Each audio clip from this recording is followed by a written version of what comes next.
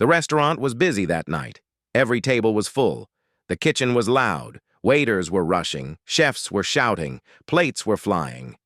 But behind all the noise, there was something more dangerous growing. Pressure. And that pressure was about to explode. Emily snaps. Emily was moving fast from table to table. She was tired, her feet were hurting. She had been working double shifts for 3 days straight, and now a rude customer had just thrown a napkin in her face. "Where's my drink?" the man yelled. Emily looked at him with tired eyes and apologized. "I'm sorry, sir, I'll bring it right away." She turned around, but her hands were shaking. Victor watched from the counter. Instead of helping, he smirked, and when she passed, "Him," he whispered, "try not to mess this one up. You've already cost me enough tonight." That was it. That was the moment. Emily turned around and yelled, "I'm done!" The whole restaurant went silent. Even the customers stopped talking. She threw her notepad on the floor. Tears filled her eyes. "I give everything to this job, and all I get is fear and pain." Victor stepped forward. "Lower your voice." Emily didn't let him speak. "No. You treat us like garbage. You steal our tips. You scream at us. You make us feel like nothing." She was shaking. "I quit." And just like that, she walked out the front door. The team breaks. Apart, everyone stood frozen. Then one of the cooks quietly said, "She's right." Another waitress nodded. "We're all scared. This place is not normal," Victor shouted. "Anyone who speaks next is fired." But the silence that followed was louder than words. One by one, the team started losing hope. That night after closing, 3 workers didn't come back. The next morning, 5 more called in sick. Adam watched it all unfold. His heart was heavy.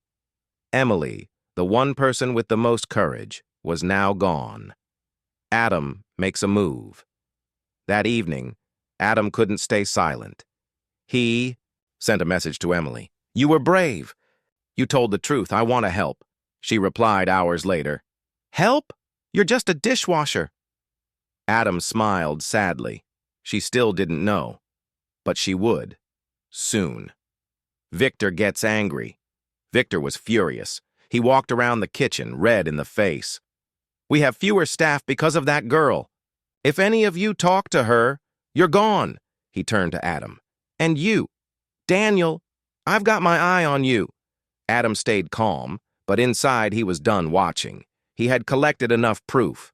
Videos, photos, testimonies. He even had a voice recording of Victor threatening a worker. Now it was time to show the world. The secret file that night. Adam met the reporter in a small cafe. He handed her a flash drive. "It's all here," he said. "Everything." The reporter, Sarah, opened her laptop and played one of the videos. Her face turned serious. "This is bad," she whispered. "Really bad." Adam nodded. "People are suffering. Someone has to tell their story." Sarah looked at him. "Who? Are you really?" Adam paused. Then he finally said it out loud. "I'm the owner. My name is Adam Price." Sarah's eyes widened. "You went undercover?" He nodded. "I had to. No one else was telling me the truth." The story is coming. The next day, Adam wore a clean suit and sat in his office. The real one this time. He looked at the empty hallway where Emily once walked. The restaurant felt cold now. He opened his laptop and read the message from the reporter. "Your story goes live tomorrow. Get ready. It's going to explode." Adam closed the laptop. He took a deep breath. He was finally ready to reveal everything. No more disguise, no more lies. The morning air was quiet, but something big was about to shake the whole city. Adam sat at his desk, staring at his phone. His heart was racing. Today, the truth would be set free. The lies, the abuse, the pain, all of it. Today, the world would finally see.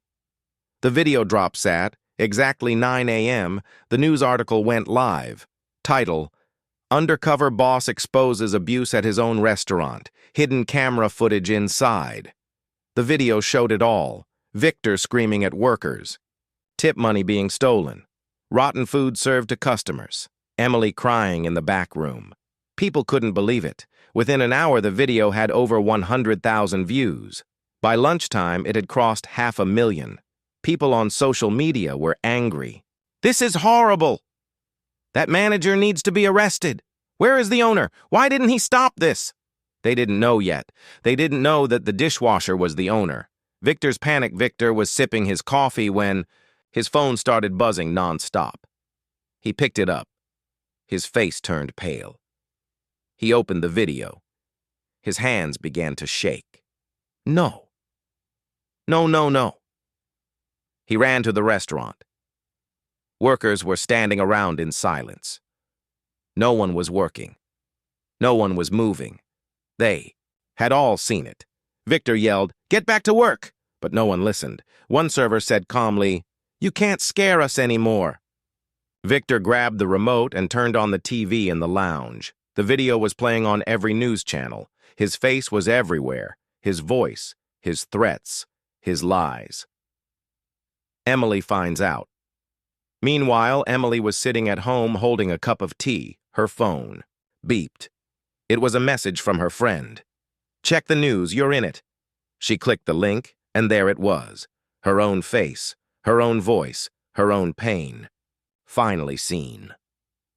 She watched herself walk out of the restaurant, crying. She watched Adam, or Daniel, as she thought, looking at her with kind eyes. Her hands trembled. Then she saw the twist.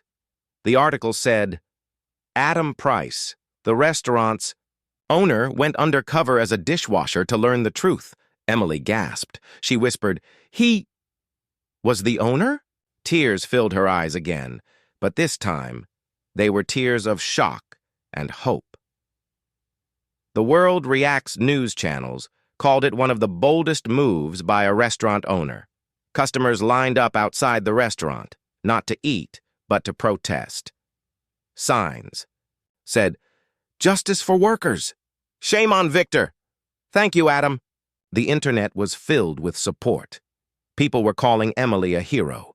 They called Adam brave. They called Victor a monster. Victor tries to escape.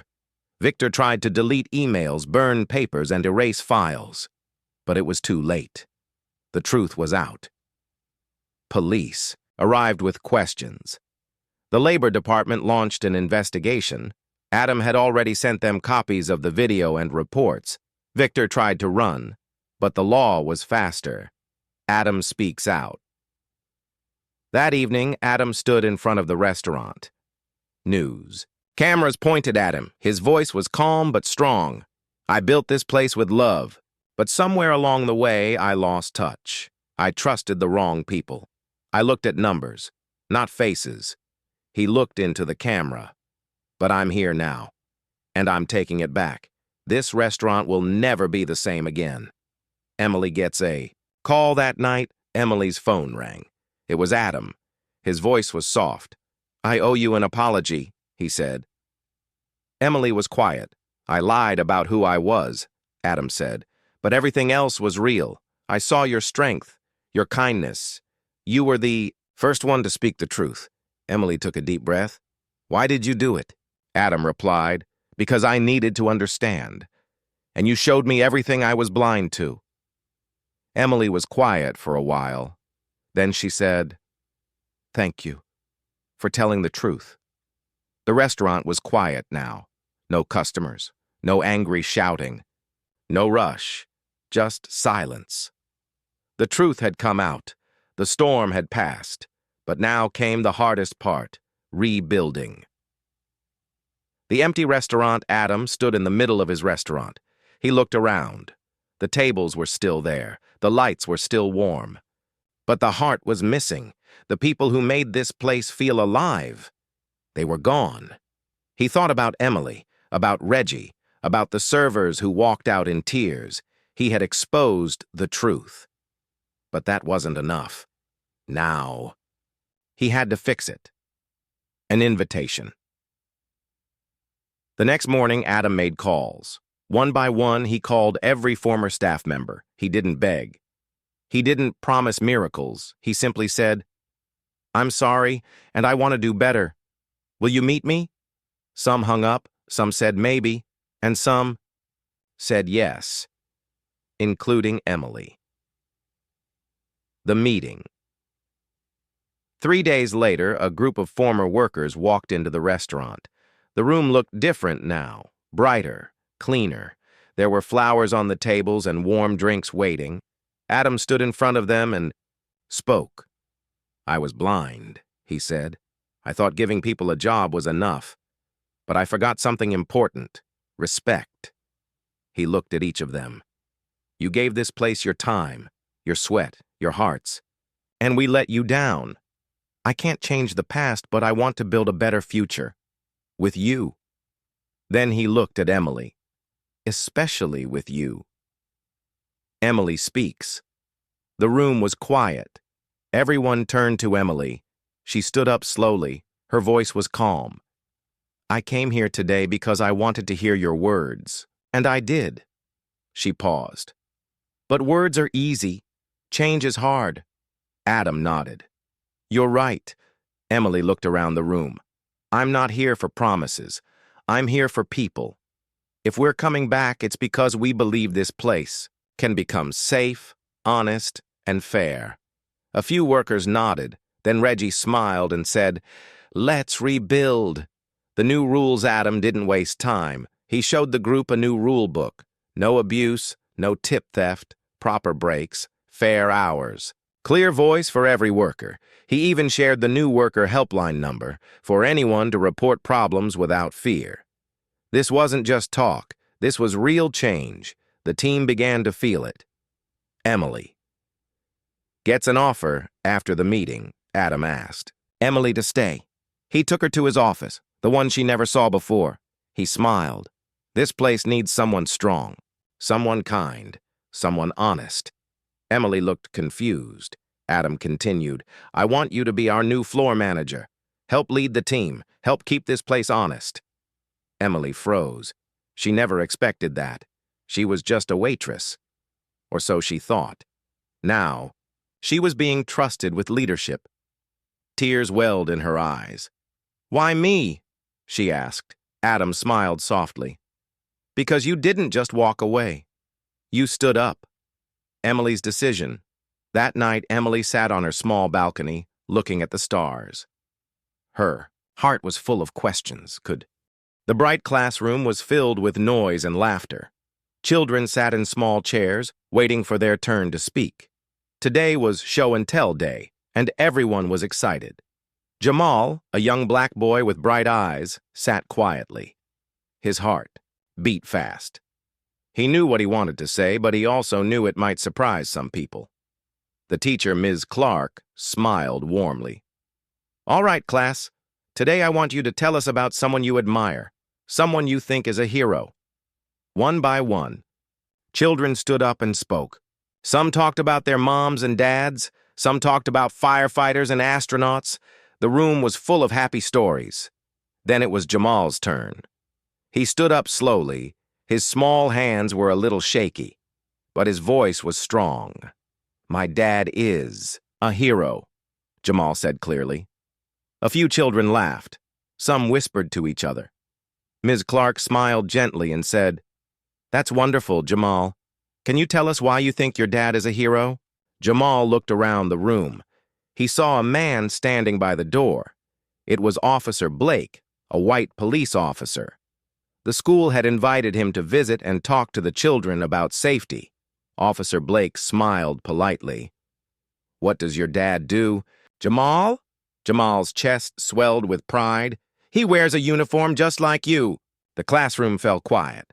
Officer Blake's smile stayed, but his eyes looked confused. "What kind of uniform does he wear?" the officer asked. Jamal looked down for a moment. He didn't say anything right away. I don't think anyone here knows," Jamal said quietly. The teacher stepped in. "Thank you, Jamal. That is very special. Now, let's move on." Jamal sat down, but he could still feel all eyes on him. The other children whispered again. Some looked at Jamal like he was telling a secret. During recess, Jamal's best friend Malik ran up to him. "Hey, Jamal, your story was cool," Malik said, grinning. "I want to meet your dad one day," Jamal smiled. "He's real. He's the bravest man I know." Malik looked curious. "But why did the police officer look so strange when you said your dad wears a uniform?" Jamal didn't answer. Instead, he thought about the night before. At home, Jamal's mother had told him a story. "Your dad is special," she said softly. "Not everyone understands him," Jamal asked. "Why don't people understand him, Mom?" She hesitated, then said, "Because sometimes the truth is hard for people to hear." Jamal's heart felt heavy. He wanted to tell the world about his dad, but he also wanted to protect him. The next day, Jamal sat at his desk. The teacher said the principal wanted to see Jamal after class. When Jamal arrived in the principal's office, Mrs. Harper looked serious. "Jamal," she said gently, "we heard your story yesterday. Some parents are upset. They say your story caused confusion." Jamal's eyes grew wide. "But it's true," Mrs. Harper nodded. "I know you believe that, but sometimes we have to be careful what we say in school." Jamal felt sad and angry. He wanted to stand up and tell everyone the truth, but he knew it was not the right time. At home that evening, Jamal asked his mom again, "Mom, why does everyone laugh at me? Why do they say I'm lying?" His mother hugged him tightly. "Because some people are scared to face the truth, Jamal." Jamal wiped his eyes. "I'm not scared." His mother smiled through her tears. "You are very brave." That week, Officer Blake returned to the school. He gave a talk about safety and being kind. After the talk, Jamal watched him carefully. The officer's smile was kind, but sometimes it seemed forced. Jamal wondered what the officer was thinking when he heard about his dad. One afternoon, Jamal's teacher asked him to draw a picture of his dad. Jamal drew a man in a bright uniform holding a little boy's hand. When he showed the picture to the class, some children clapped, but others whispered again.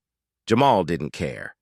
He knew his dad was a hero, no matter what anyone said. At night, Jamal lay in bed. He thought about the smile that faded from Officer Blake's face. He wondered what would happen when his dad came to school for career day. Would the other children finally see the truth, or would the whispers grow louder? Jamal closed his eyes and made a promise to himself. "No matter what," he whispered, "I will always be proud of my dad." The school bell rang loudly, signaling recess time. Children poured out of their classrooms, laughing and playing. But Jamal walked slowly to the playground, feeling the weight of yesterday's show and tell still heavy on his small shoulders. His best friend, Malik, ran up to him with a big smile. "Jamal, don't listen to the others. Your dad is a hero. I believe you." Jamal smiled weakly. "Thanks, Malik. But some kids say I'm lying. They say my dad is not a hero." Malik shook his head. "They don't know your dad. You told me he wears a uniform, right? That's what heroes do." Jamal nodded. "Yes, but no one believes me." They sat on a bench under a big tree. Jamal looked down at his hands, thinking. Later, that day, Jamal remembered the story his mother told him the night before. At home, Jamal's mom was washing dishes in the kitchen. The small radio played soft music in the background. Jamal sat at the table, twisting a pencil between his fingers. "Mom," he asked softly, "why don't people understand Dad? Why do they laugh when I say he's a hero?" His mother sighed and wiped her hands on a towel.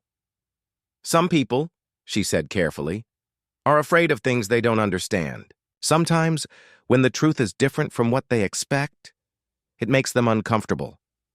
Jamal's eyes grew wide. "What truth, Mom?" She looked at him with kind but sad eyes. "Your dad's job is not what most people think. It's different, and some people don't want to accept it." Jamal felt confused. "But if he is brave, why do they not like him?" Because being brave is not always easy, she said. Sometimes brave people have to face unfair things. The next morning at school, the whispers started again. "Did you hear what Jamal said?"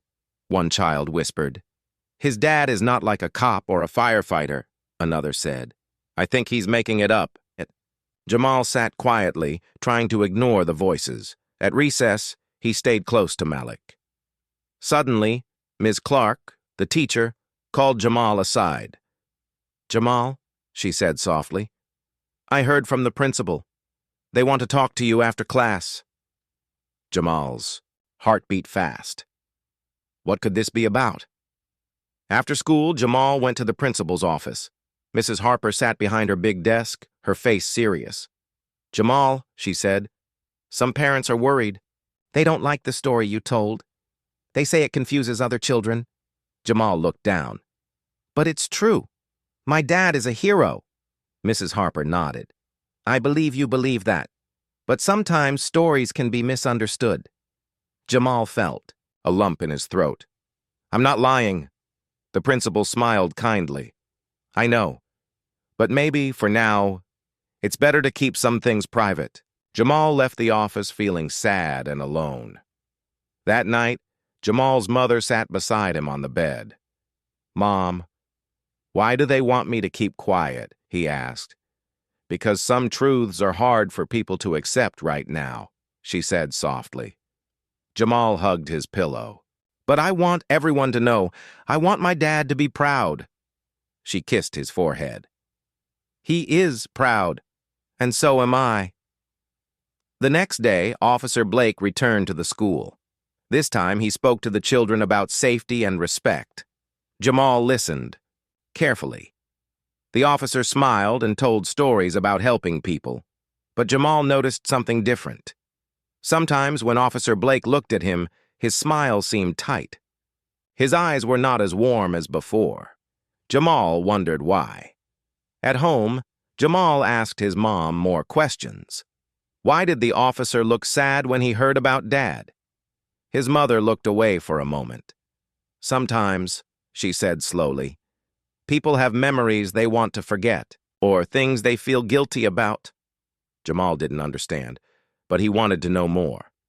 Days passed, and Jamal's classmates started to accept the story a little more. One day, Ms. Clark asked Jamal to draw a picture of his dad. Jamal drew a man wearing a bright uniform. He made sure to draw a strong smile on the man's face. When Jamal showed the picture to the class, some kids clapped quietly. Malik gave Jamal a thumbs up, but others still whispered. Jamal did not care. He knew in his heart his dad was a hero. As Jamal got ready for bed, he thought about the strange look on Officer Blake's face. Why did the officer's smile fade so quickly when he heard Jamal's story? Jamal made a promise to himself. "Tomorrow," he whispered, "I will learn the truth." Days passed, but the questions in Jamal's mind did not go away. He wanted to understand everything about his dad's job and why Officer Blake's smile had disappeared that day in class. One afternoon, after school, Jamal saw Officer Blake standing near the playground. His face looked serious, almost worried. Jamal's heart beat faster. He wanted to talk to him, to ask why he seemed sad around his dad, but he was too shy. Instead, Jamal went home and found his father sitting quietly in the living room, staring. At an old photo on the wall, the picture showed a young man in uniform, Jamal's dad, standing next to another man, both smiling. Jamal walked closer. "Who is that, Dad?" he asked. His father looked at the photo and smiled sadly. "That's me, many years ago, and that's my old partner, Marcus." Jamal's eyes opened wide. "A partner? Like in police work?" His dad nodded. "Yes, but it was not a normal job.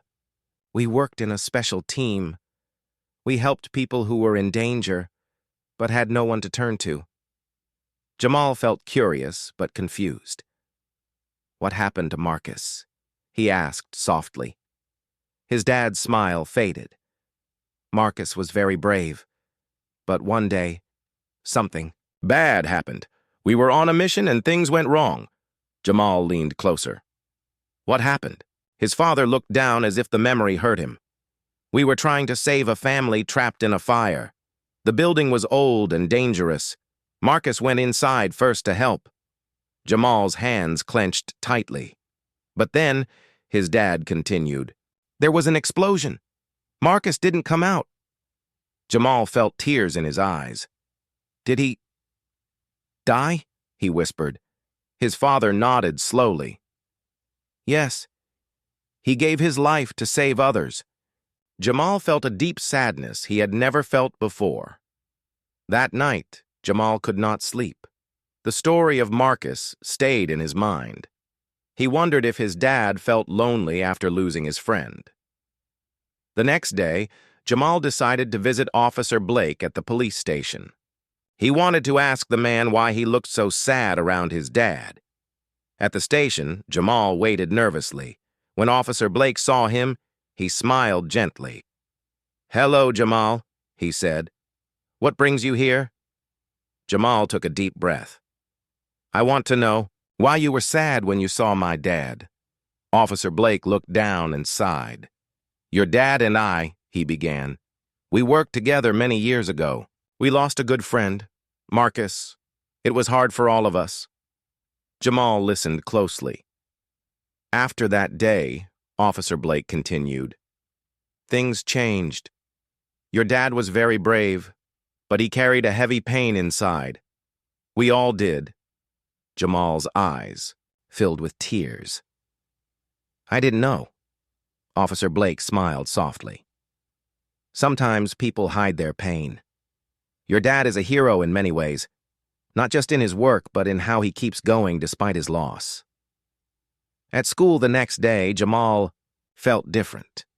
He knew now that heroes do not only wear uniforms and fight fires or catch criminals. Some heroes fight pain and keep helping others quietly. During recess, Malik came running. Jamal!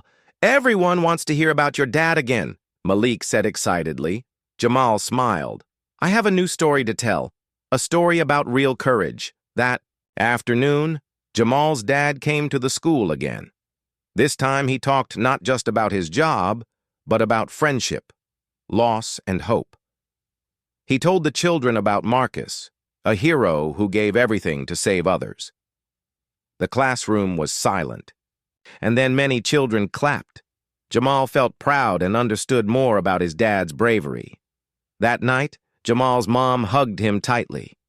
Your dad is a strong man, she said. And so are you, Jamal smiled. I want to be brave like him.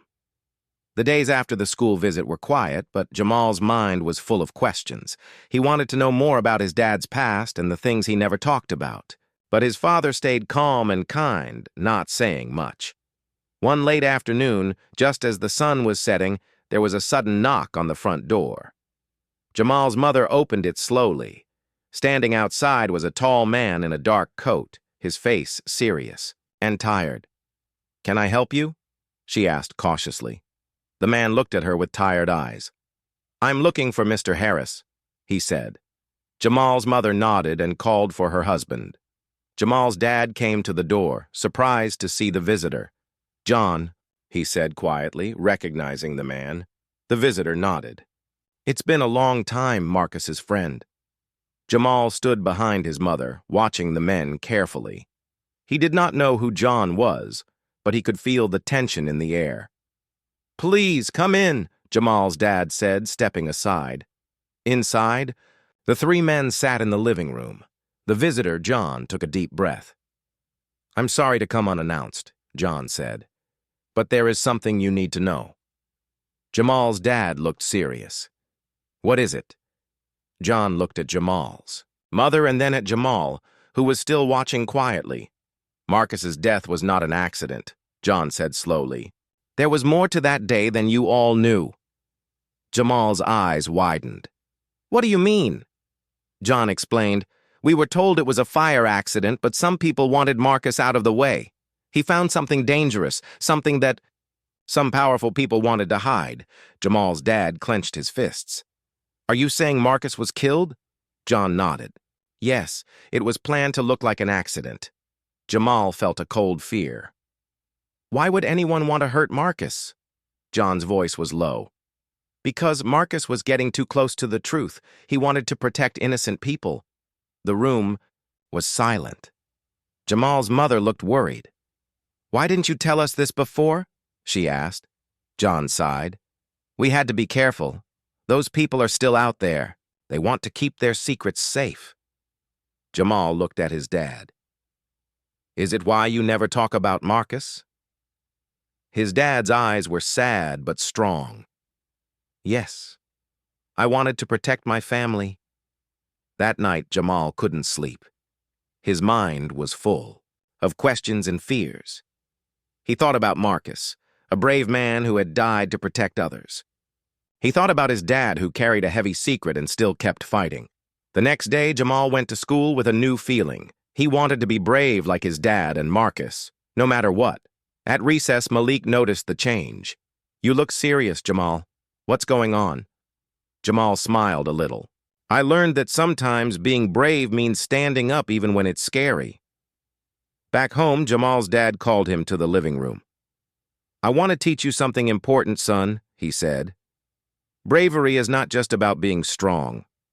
It's about doing what is right, even when others are afraid. Jamal nodded, ready to learn, but deep down, Jamal knew the fight was not over. Powerful people still hid in the shadows, and his family's safety was at risk. Would Jamal and his dad be ready for what was coming? The days after John's visit passed quietly on the outside. But inside Jamal's home, there was a growing storm of fear and worry. Jamal's father was more serious than ever. He watched every knock on the door, every stranger on the street, as if danger was always near. One evening, as Jamal was finishing his homework, he heard a sudden noise outside, a loud bang on the window. He jumped up and ran to see. Outside, a black car was parked close to their house. Two men in dark clothes stood by the car, looking around quickly. Jamal's heart beat fast. He knew this was not a normal visit. Jamal's father came into the room. His eyes were sharp and ready. Stay inside, he said quietly, locking the door behind him. Jamal's mother held his hand tightly. What's happening, Dad? Jamal asked, his voice trembling. Some people don't want us to find out the truth about Marcus, his father said. They want to stop us. Jamal felt a mix of fear and courage. He wanted to be brave like his dad, even if he was scared, inside. That night, the family stayed together in the living room, listening for any strange sounds outside. Jamal's father called a trusted friend on the phone, another old police officer who had worked with Marcus. Can you help us? Jamal's dad asked. We are watching the area, the friend replied. Stay safe. The next day at school, Jamal tried to act normal, but Malik noticed something was wrong. Are you okay, Jamal? You look tired. Jamal smiled weakly. I'm fine. Just a lot on my mind. Malik didn't push. He knew things were hard to talk about. At home, Jamal's father started teaching him how to stay safe. He showed him how to notice danger and how to keep calm. You have to be smart, he said. Bravery is not just fighting. It's knowing when to be careful. Jamal listened closely. He wanted to protect his family and help his dad, but the danger grew closer. One night, Jamal heard voices outside the door. His father quickly checked, then whispered, They are here. Jamal's mother moved behind the couch, holding Jamal close. His father quietly reached for his phone to call for help. Suddenly, the front door shook with a loud bang. Open up, a voice shouted. Jamal's father stood tall, even though his hands shook slightly. We won't let you hurt us, he said, firmly. The noise stopped. The men outside left, but Jamal knew this was just the beginning. He looked at his dad, feeling a new strength. We will fight together, Jamal said. His father smiled softly. Yes, son. Together. The tension in Jamal's home had reached its peak. Every shadow outside seemed dangerous. Every sound made the family jump. But Jamal's father never gave up. He knew the truth had to come out, no matter what. One evening, Jamal's dad received a call from a trusted old friend. It was time to take action. The secrets hidden for years could no longer stay buried. "We have to go to the police headquarters," his friend said. "There are people who will help us now." Jamal's father looked at his family. "This is it. We will fight for Marcus, for justice." Jamal felt a mix of fear and hope. He wanted to stand strong for his dad. The next day, they went to the police station. Jamal's father and John met with the police chief and several officers. They showed proof of the lies and danger that had been hidden for years. The police chief listened carefully. He promised to start an investigation. No one would be above the law. Back home, Jamal waited nervously for news. Days passed. Then one afternoon, a knock on the door. It was Officer Blake, the man from Jamal's school. "We have good news," he said with a smile. "The investigation has started. The people behind Marcus's death will face justice." Jamal felt tears of relief. Finally, the truth was coming out. But the fight was not over. Jamal's father and his friends had to be careful.